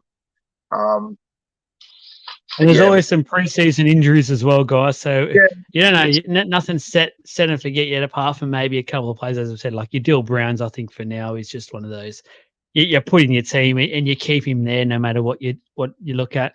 Let's move on front row forwards, because we do want to come back to the second rowers and do a bit of a special. So another one where I'll come out and say this is my second player who, no matter what sort of happens, provided he stays fit, round one, I'll be having Payne Haas in my side. Now, I know, and we've had conversations about this a couple of times, and I know your mind frame and mindset around the front row position. I can't bring myself. I'm too scared to start the season without Payne Haas, and I've managed to work out a way to, I feel like, have quite a strong, healthy all-around side, and include Payne Haas, which originally I wasn't able to do, but once then I worked out a few things, I was able to do it. Payne Haas, are you for or against him to start round one? For. I'm always for Payne Haas, man. Payne Haas is that guy. Good. You get Payne Haas and you don't have to worry about anything ever again. He's just, He's set and forget. Even in Origin, you just leave him there. Yeah, I don't even trade him out during Origin. Yeah. I'm like, what's the point? I'm going to want this guy back in the team. And I think we saw a lot of emphasis last year on very good props, especially for Supercoach. You saw Fanua Blake come out through the Ashes and was, scoring 1 million tries. Tino, those three, even Tarpany too. Those, you can just look at the top four, and there's a reason why it drops off a cliff so hard after those four, because they are outliers in that position. So at some point in the year, you're going to want to have Haas and Tino as your front rowers, and that should be your goal. How do I get these two guys in that position? I hold a lot of value for that position, where I know a lot of people would probably go against having expensive props. They might want that money in the centers or in their fullbacks or something like that, but I just really see it as a difference maker. And I think even you can go back and you can listen to the first video we recorded together. Having spending 550 on who can we look at for 550? Here we go, Christian Welsh for 537. I started last year with him. Yuck. Boring, Yuck. boring. And it wasn't because I wanted to, you know what I mean? It's because I sort of had to. It was cheap It was cheap, exactly, and he because he didn't do came back anything. from the ACL. Yeah. So, yeah, what's wrong with him? He's all right. Nah, so Yeah, he was good last year. Last year he was a good option because he was cheap. he was cheap. He just never really got the points that people expected him to get. He was just sort of, I don't know, last year was so weird for him. He's had such a Yeah. weird year because I always thought he was a good player. He just, as you Yeah. said, it was a bit of a boring year. No disrespect, Christian, but Yeah. it's just a weird year. Yeah, and that's what you're gonna get, man, for that price. You're gonna get 50s. Yeah. But for a smidge more, you open up a whole new world. So it's a bit different where like that 100K between a center at 600 down to 500, you're going to get a very similar output most of the time, I would think. But with these guys, you're going to get 45-minute games making tackles and doing nothing else. So there is value there in the high bracket, and then it gets real muddy very soon after. So I've built a lot of teams around Haas and Tarpany for the price. I've built a lot of teams around Haas and Cotter for that second sort of bracket. You can go down and look at Flegler as well, who's a nice 475. I think he starts. You do have a buy to worry about early, so you got to have something. He has to. Why would you leave? Like, he's going to get it. So there is one player that I've got who I've actually been tossing up. I don't know if you've seen it or probably not. In the teams that I've been making it, I've been looking at him. But Leo Thompson could be like a really nice mid 400s price for that sort of second guy. You know what I mean? Because there isn't anyone else in it that I like too much. It's like Dry Arrow could be something besides Flegler, I don't know. But Leo Thompson, I think he's going to probably get his best year he's had. And I think he'll kind of make that position pretty good for himself. And then you can look at Totola as well. Totola's 435. And then that's where you're going back into that sort of thing again where like these guys are just doing a job for you. You're just filling a position. Can I ask you a question here? And this is, I want to bring up a player that was a Supercoach god for years, and he was one of the first picked. He's now, I've not heard any person, a content creator, you don't even anyone sending me their teams. You don't even have I haven't to said it. No one's mentioned this guy. No, because he and fell I'm just thinking to myself, this is the cheapest he's ever been. Someone please prove me wrong. He's the cheapest he's ever been. Yeah. Surely he can at least get. Surely we can get a good. Even all we need from him, I feel like, is a good 40 minutes where he gets back to the Tamalolo of old, and we're getting a good 60, 70 points off him. 439, I would swallow that up every day of the week, but I'm so scared. It's like part of me wants to relive the glory days. Yeah, and you're gonna have that same sort of thing with like Tuivasa-Sheck coming back. Like you want to just get him because he's at a good price and you know what he used to do, but like he used to do it, and it's insane. It's insane how fast of a decline he had because.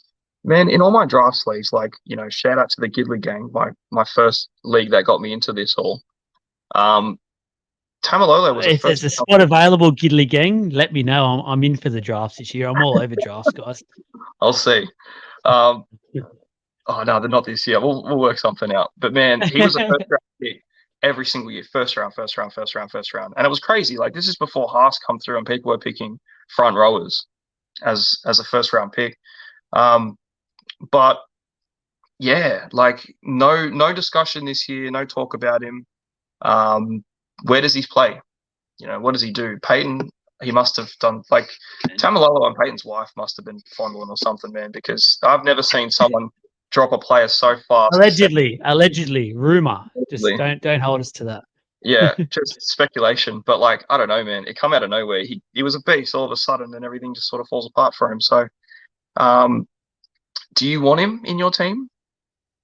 No. I just want to relive the glory. I just thought I'd bring him up because no one has mentioned him.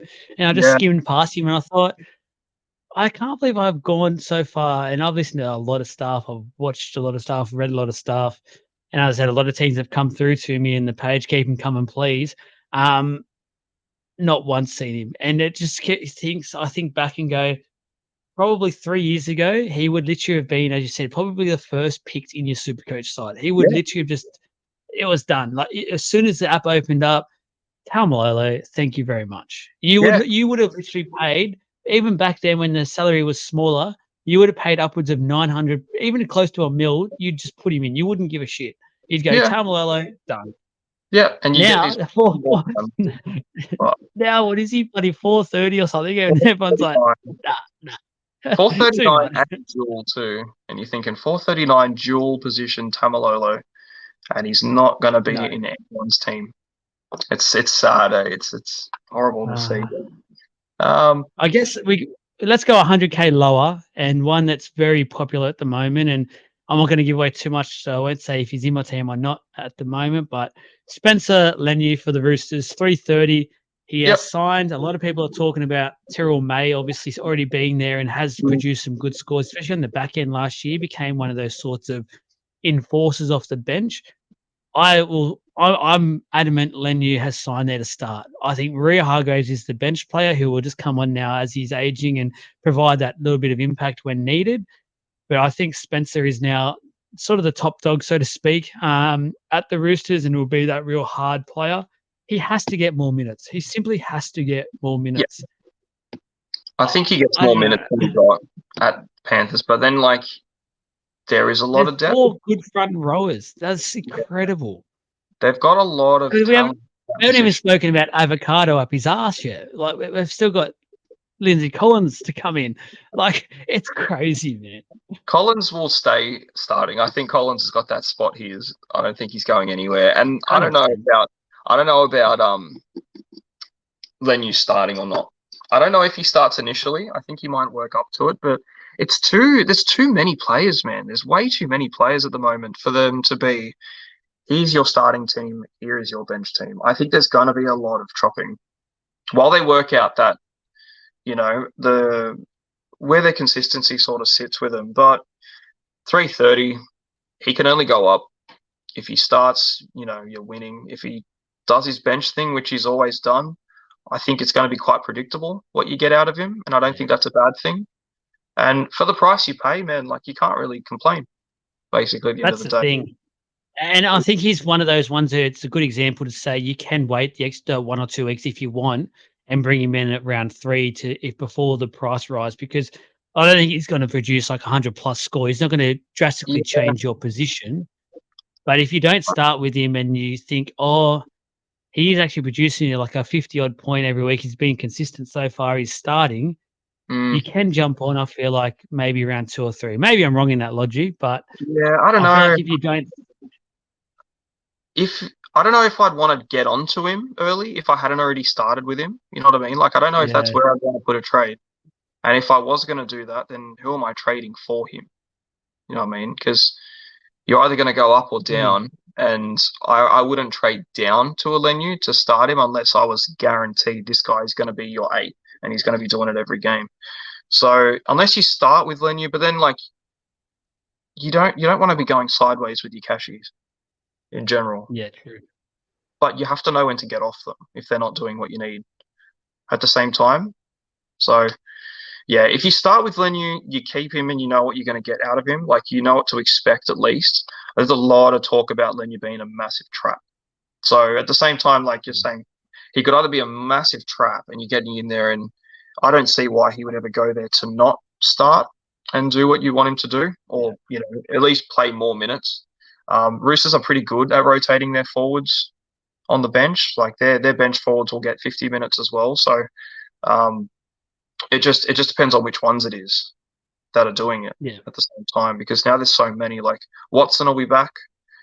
He'll be rotating through the middle, I reckon, maybe with Brandon Smith might rotate through the lock if Watson goes out and plays hook. Who knows, man? Honestly, you're going to get Tupanua doing the same thing. You got Terrell May to look at as well. Who knows, bro? Honestly, who knows?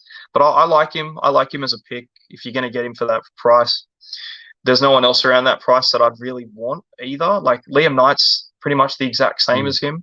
I think he's going to be in a very similar position to Lenu, but he's a dual, so he has that little bit. Ryan Sutton's not much more. Josh Kerr is one that I've looked at too, because I think he'll probably go into a starting spot maybe as well. At 350, again, he does. Fletcher Baker. Fletcher Baker is where I was going to get to. Yeah, I think he's in. Well, lucky he's not the Roosters anymore, because there's another player we have to worry about in that rotation. I was all on it. I was all on him. I'm starting to. I'll give a little sneak preview. He's in my team currently, but I'm starting to get off him because I look more and more at it, and I see his average last year of 30.5, which obviously isn't great, and that's why he's 311K.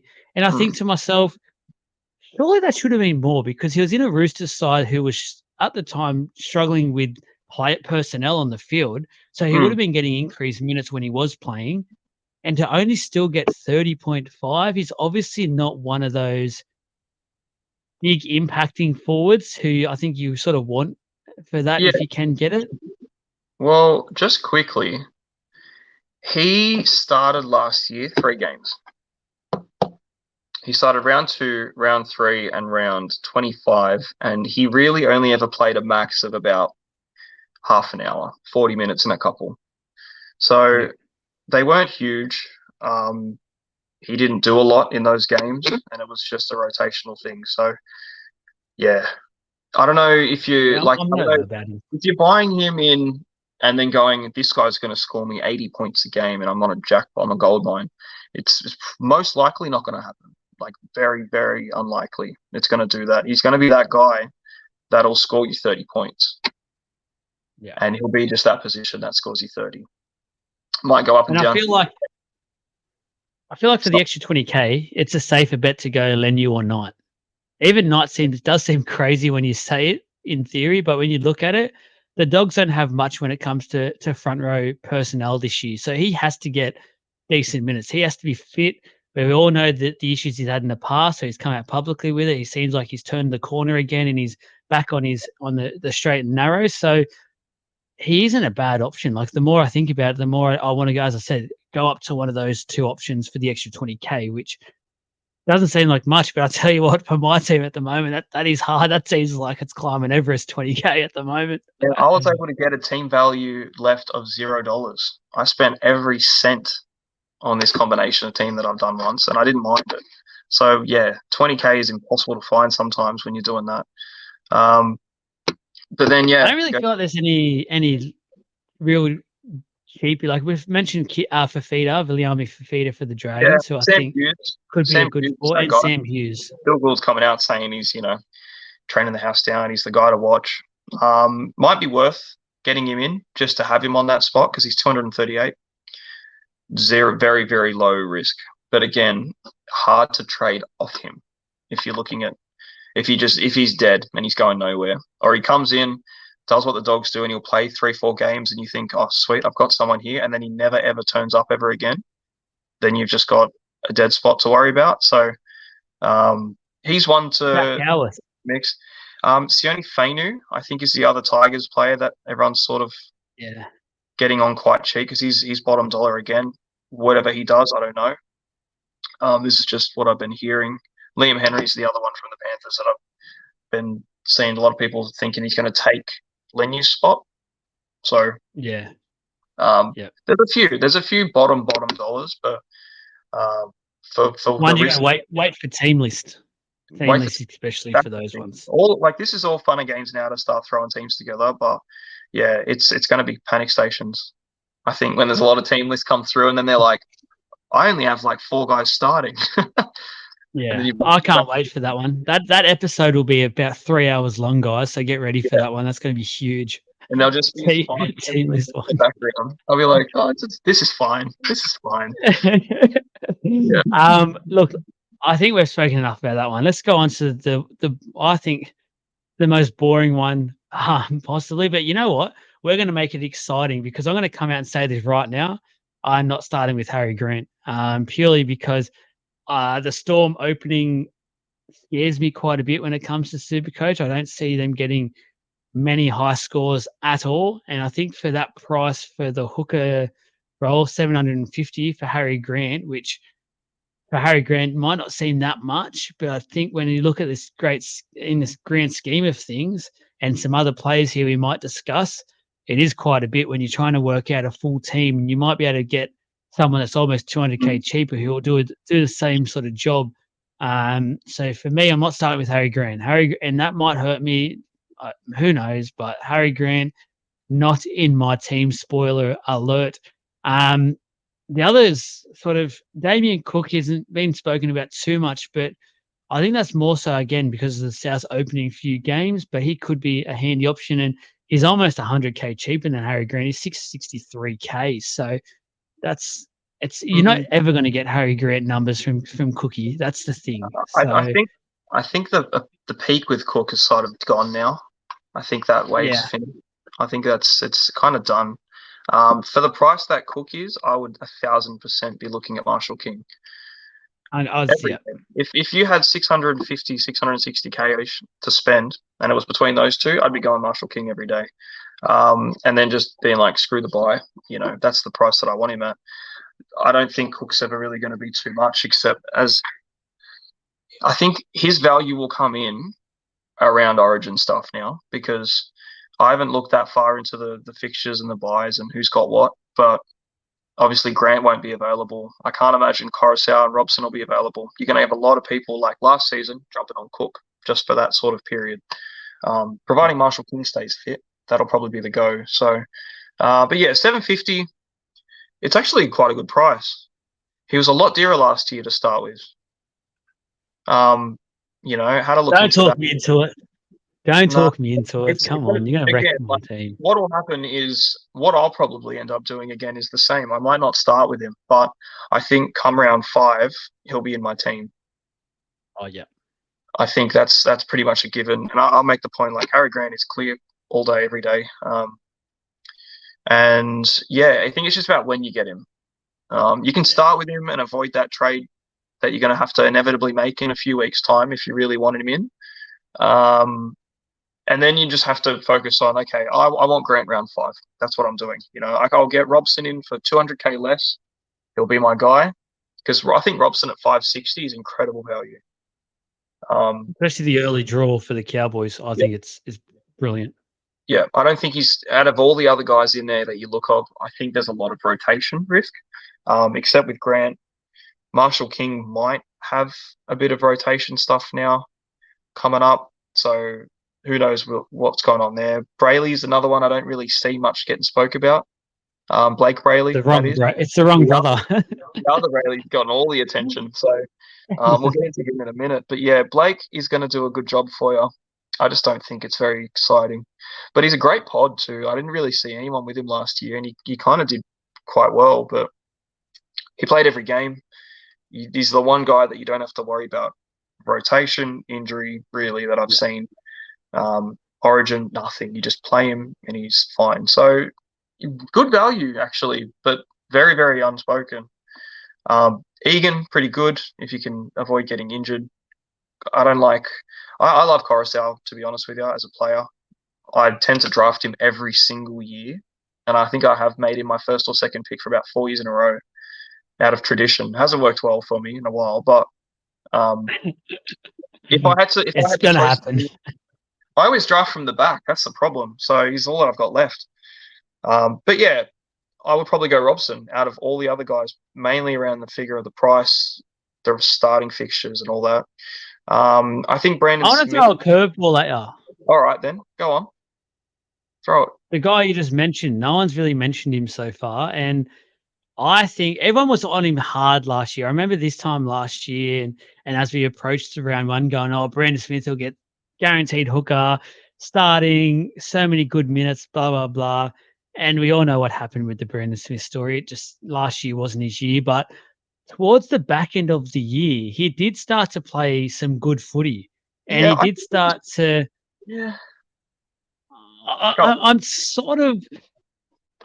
If I had to make up another 100K or something, I'd be half tempted to start him, because I just think the Roosters, for mine, are my favourites to win the comp.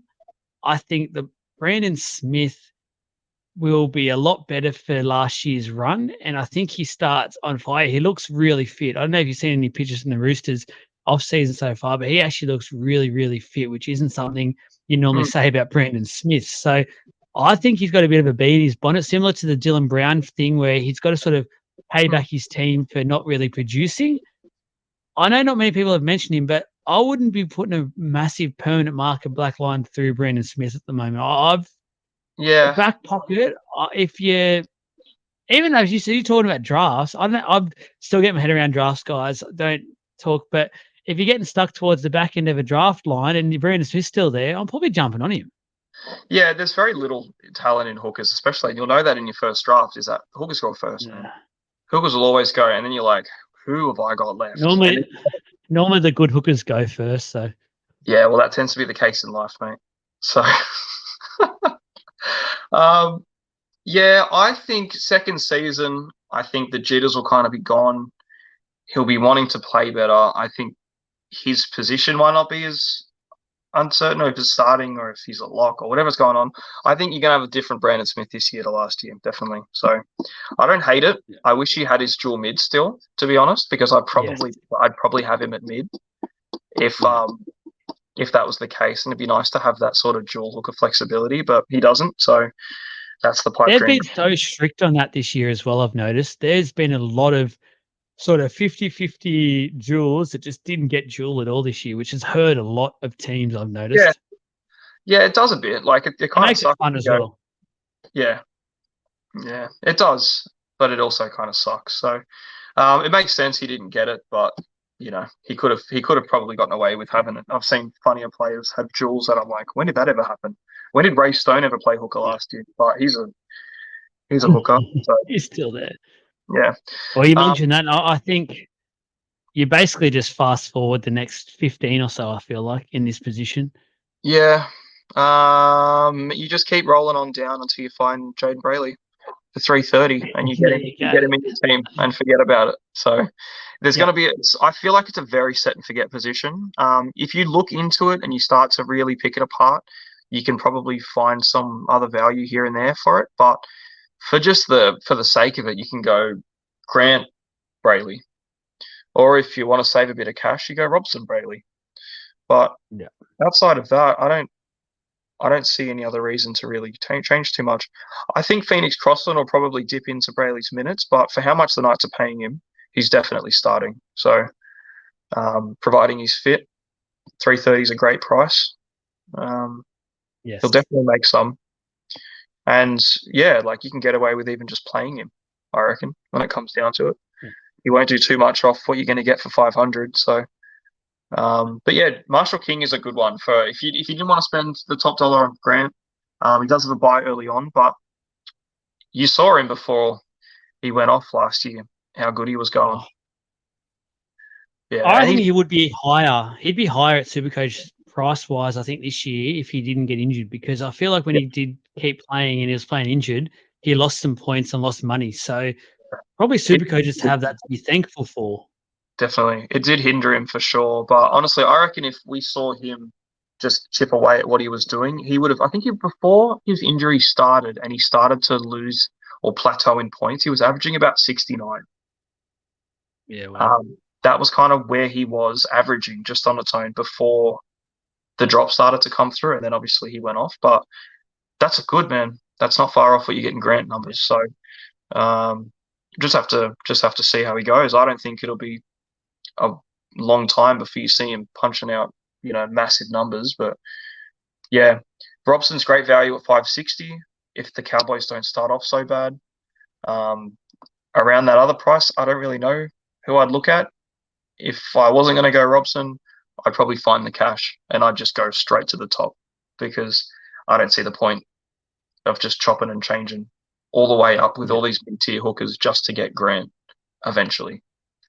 You yeah. just And find that's the him. thing I stuffed up last year because I think I started with Cook, and then Marnie had that good first couple of games, and I Yeah, went, "Oh no, got to get Marnie, got to get this price rise and everything like that," and it just backfired on me terribly, which I know it backfired on a lot of players out there. And I spent too many trades trying to fix that up to get back to grand and stuff like that. So I just Yeah. I'm looking more, like you said, to just sort of set and forget in that position, especially to start with. And once we get to that origin period, maybe re-evaluate and see what happens. But especially that first 5 to 10 rounds, I really just want to set and forget that position, Brayley and someone else, and off I go.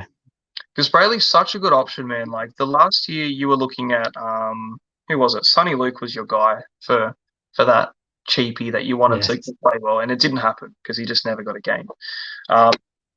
My cheapie last year was Simkin, and Yes, he did really well for me at some points here and there. So, and especially in the very last game of the year, everyone was rested.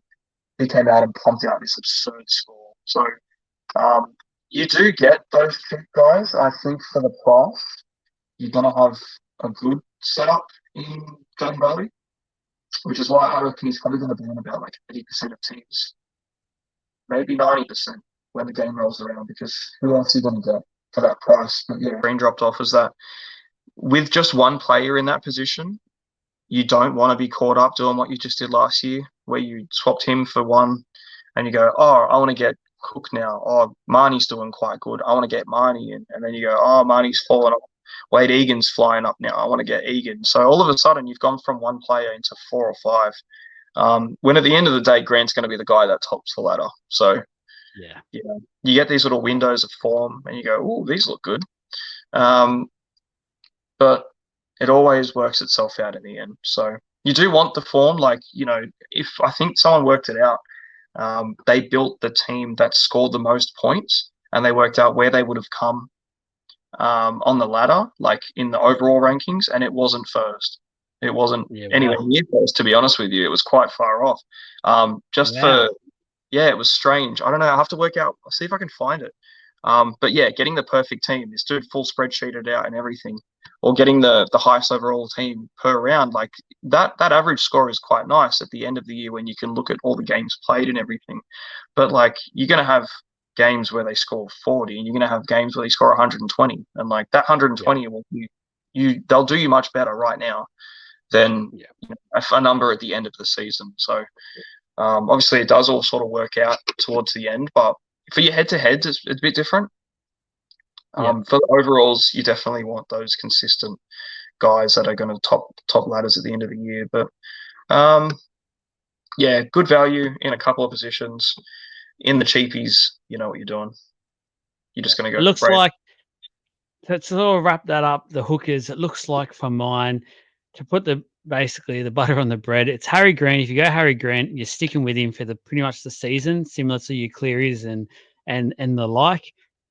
If you don't want to spend the cash, you're looking at probably Jeremy Marshall-King or Reece Robson. And the second option is just Brayley. Lock him in, and provide he doesn't get injured early on, he's literally just keep him there. He'll get you some cash, whether it's quickly or probably a slow burn. He will get you cash. He's just your second option at hooker, unless you want to try and put 2 guns in hooker. But I think that's one final sort of talking about your hooker. Like, you used to have 2 gun hookers. I don't think you do it anymore. I don't think there's a real need for it, because the point system, it's going to leave you so far behind, because we haven't seen many hookers apart from the likes of Harry Grant when he's on really get a massive, massive score. I think Harry Grant had one score of like 140 or something at the time last year, and that was massive. And that was really, I loved it. But apart from that, you're not getting 2 hookers that are doing bigger numbers and 2 gun sort of center wing can produce.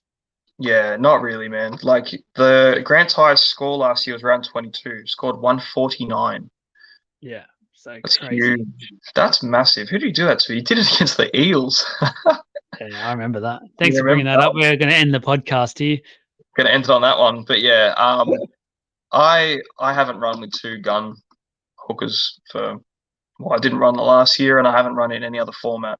So you have your guy, and then you have just someone else to burn with. So that's kind of it.